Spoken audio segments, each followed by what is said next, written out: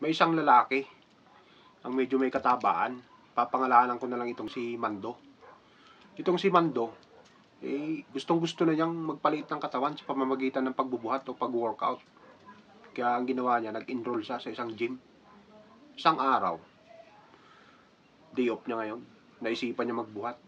Sa kanyang pagbubuhat, nawasak yung sanawal niya. Lumabas yung dalawang balls niya. Kaya lang hindi niya pinansin ito. Ginawa niya, pinagpatuloy niya yung pagbubuhat niya. Maya-maya, may dumaan na isang napakagandang babae at balingkinita ng katawan. Labas ang hita.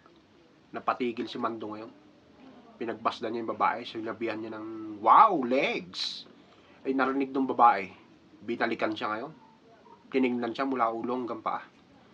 Binawian siya ng babae. Sinabing, wow, eggs!